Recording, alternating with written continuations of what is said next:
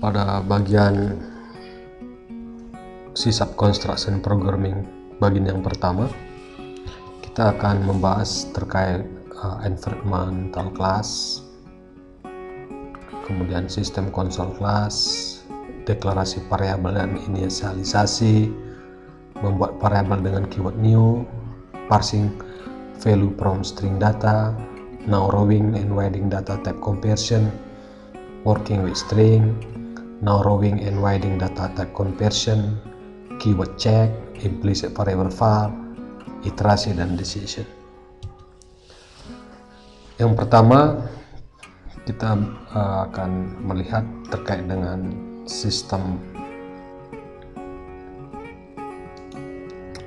environment class. Yang pertama ini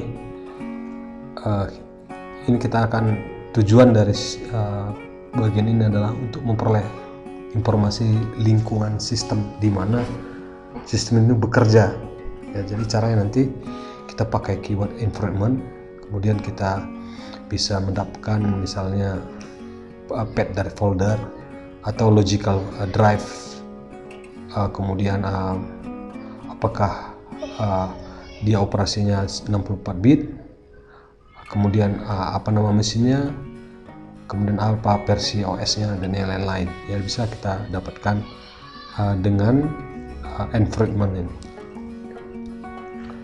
Contohnya adalah seperti ini.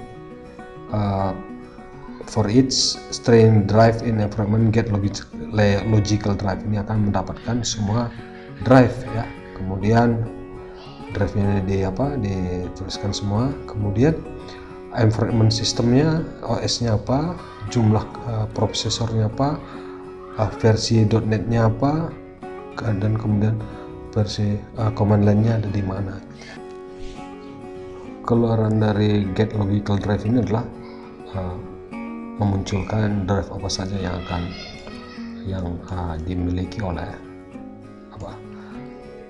PC yang sedang digunakan untuk menjalankan program. Itu akan dimunculkan semua. Kemudian terkait dengan OS version ya, itu akan memunculkan OS versionnya ya, ini sedang menggunakan sistem operasi apa. Kemudian processor count, jumlah prosesornya ada berapa ya, kemudian environmentnya versinya ya, ini sedang menggunakan versi .NET apa, kemudian command line-nya, lokasi command line-nya di mana. Nah, ini akan dijelaskan di mana digunakan, di mana lokasi dari aplikasi yang sedang dijalankan. Berikutnya adalah sistem konsol ya. Nah, sistem konsol ini untuk menampilkan semua yang terkait dengan tampilan di konsol ya. Misalnya saja kita ingin backgroundnya dark yellow ya, maka kita set background color tuh dark yellow. Kemudian title, nah kita bisa ganti title-nya seperti itu ya, di situ ya, ini sebagai identitas saja. Kemudian ini standarnya apa yang dituliskan, dicetak ya. Kemudian kalau ini dijalankan akan ada bunyi beep ya. Bunyi beep itu muncul karena ini dipanggil beep gitu ya.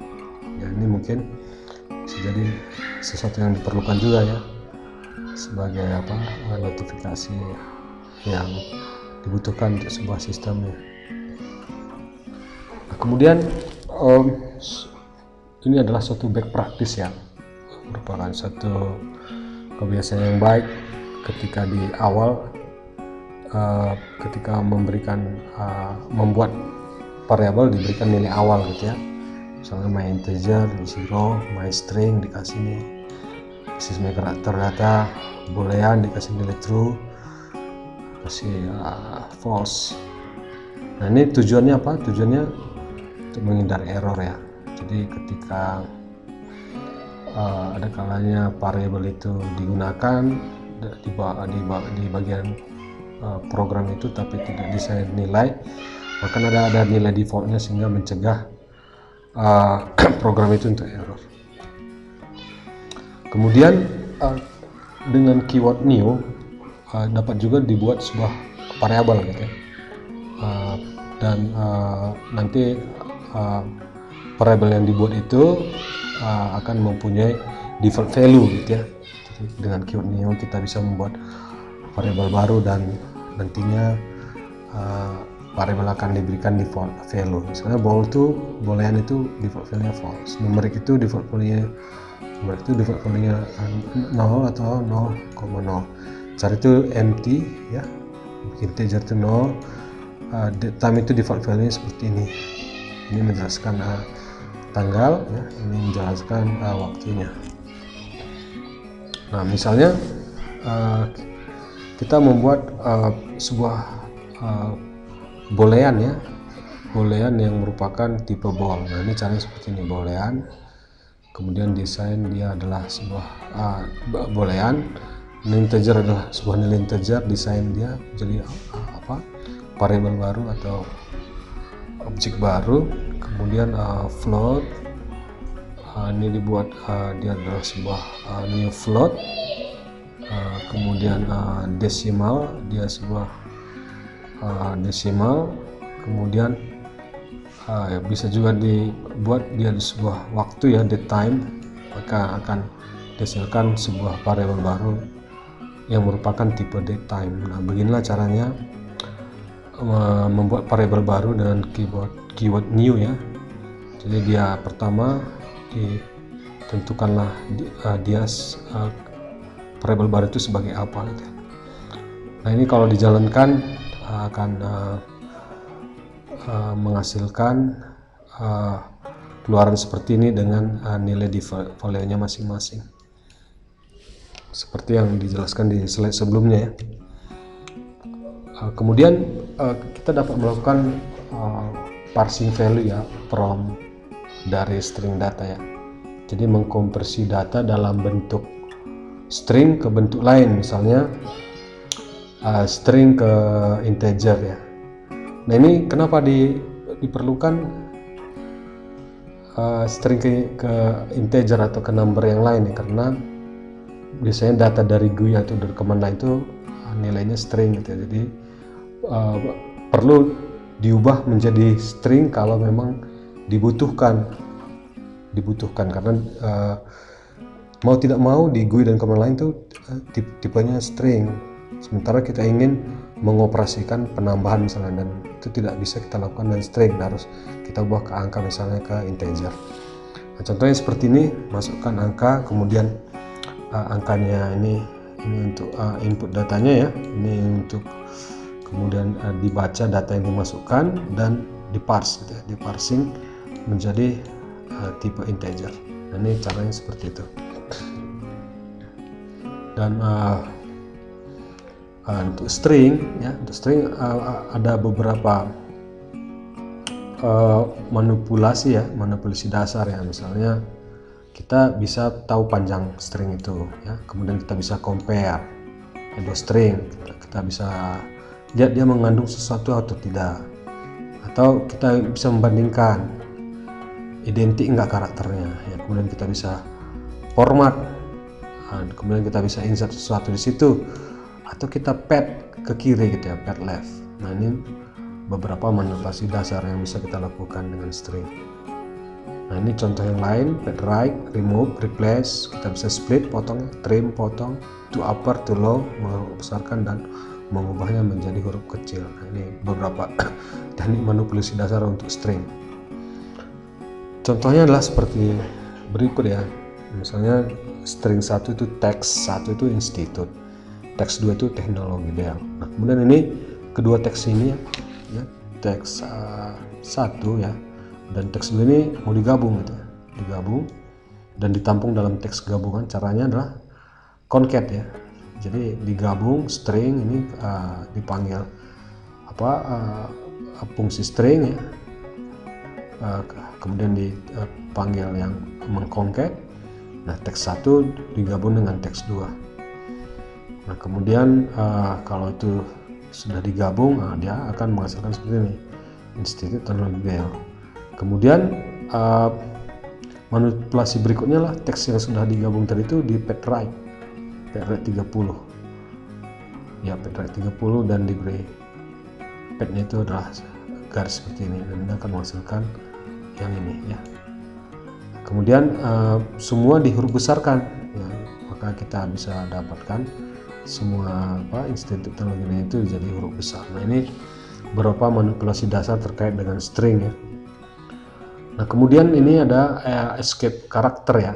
Escape karakter ini kita ingin membuat stringnya, misalnya escape karakter seperti ini ya. Strip n ini dia akan menuju untuk teks berikutnya akan new line ya. Jadi tidak pada baris yang sama tapi ke line berikutnya.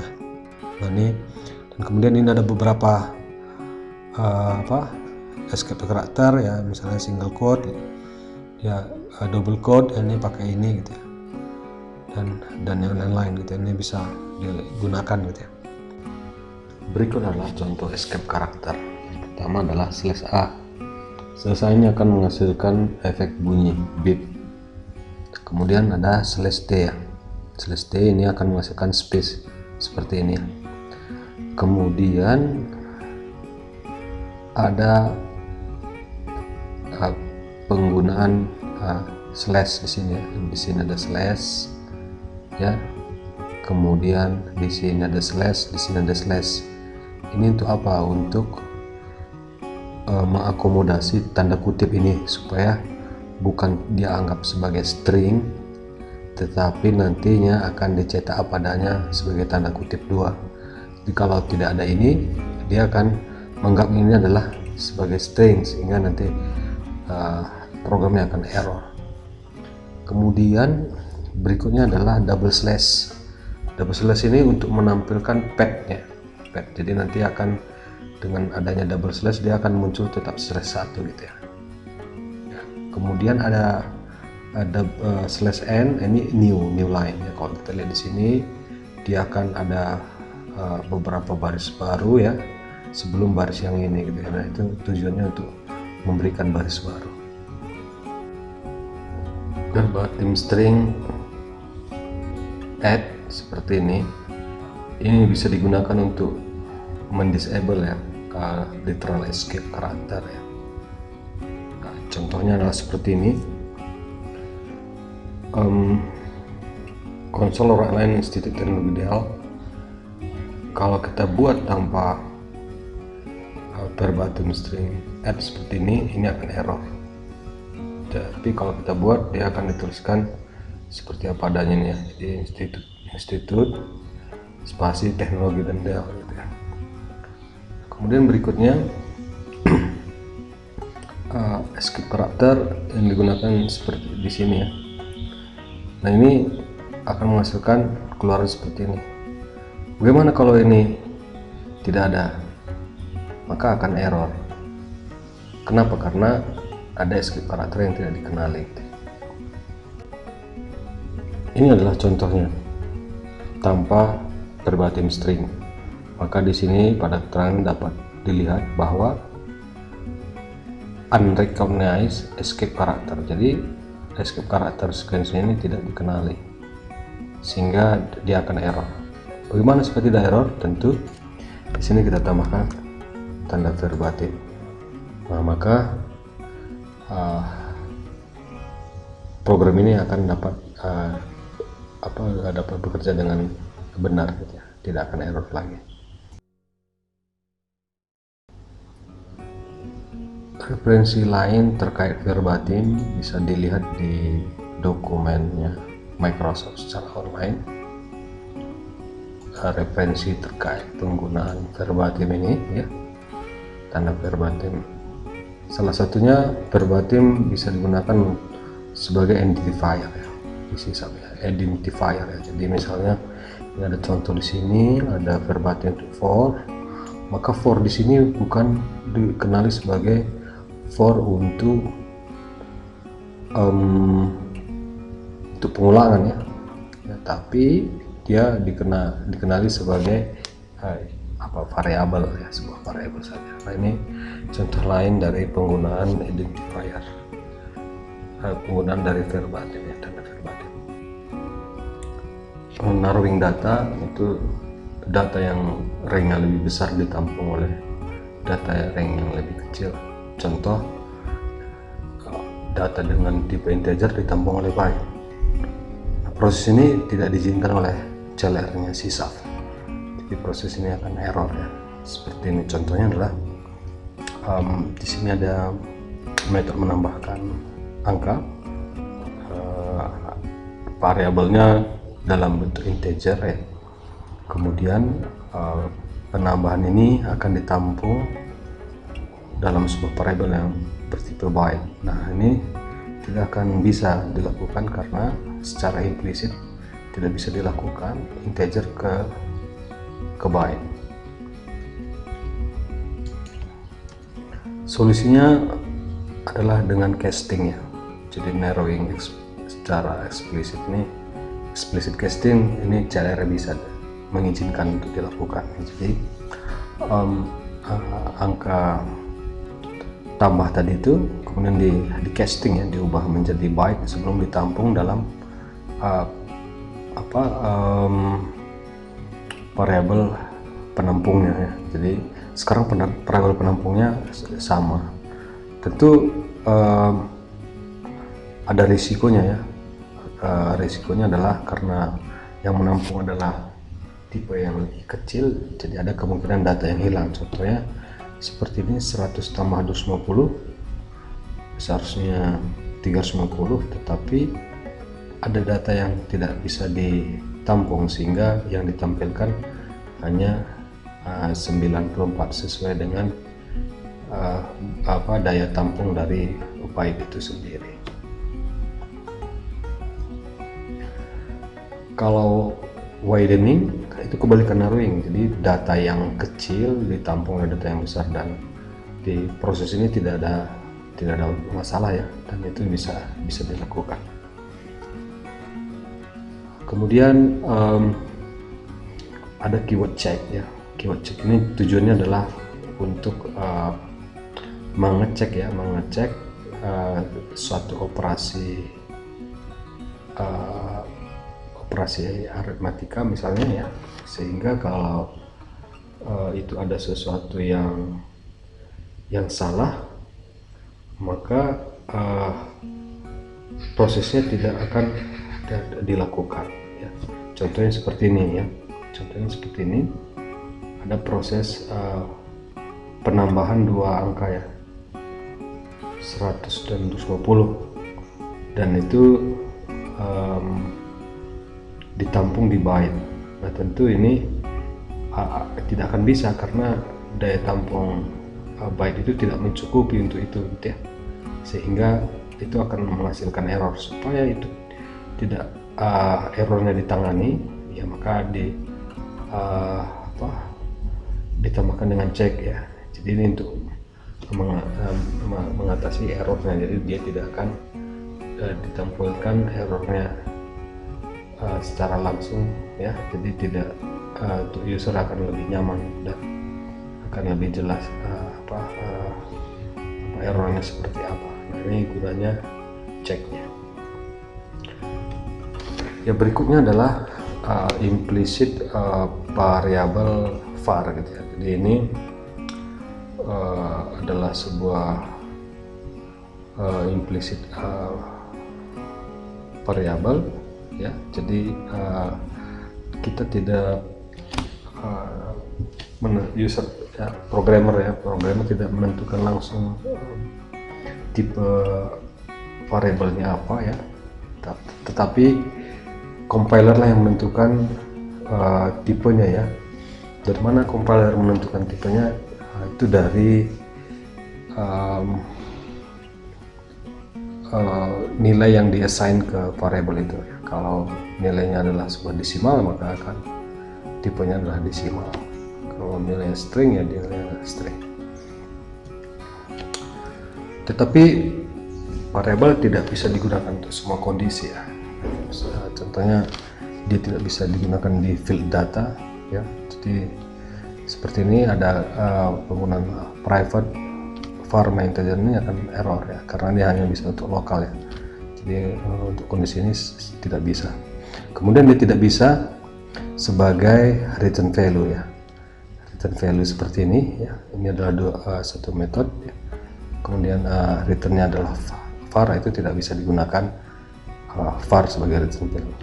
Kemudian tidak bisa tanpa di assign value ya, karena ini adalah tipe yang implicit, jadi harus diberikan nilainya ya, sehingga compiler mengetahui tipe apa yang harus diberikan ke variabel tersebut. Dan tidak bisa seperti ini ya, jadi harus begitu dideklarasikan harus langsung diberikan nilainya gitu ya. Jadi ya, yang seperti ini akan error juga gitu ya. Nah, kemudian tidak boleh diberi null ya, tidak boleh, tetapi sebagai reference type ya, untuk meng-create sebuah objek ya, itu bisa dilakukan ya kalau dia memang jenisnya reference types dan kemudian kita assign sebagai null. Ini boleh dilakukan seperti ini. Berikutnya adalah iterasi ya. Di C# ada iterasi for ya, sama dengan bahasa pemrograman yang lainnya. Di sini tidak akan secara detail dibahas. Ada for each, while loop, dan do while. Kemudian di C# juga ada decision, if else statement, switch statement. Nah, ini tipe-tipe boolean type ya. Ada boolean, byte, s byte, dan seterusnya ya.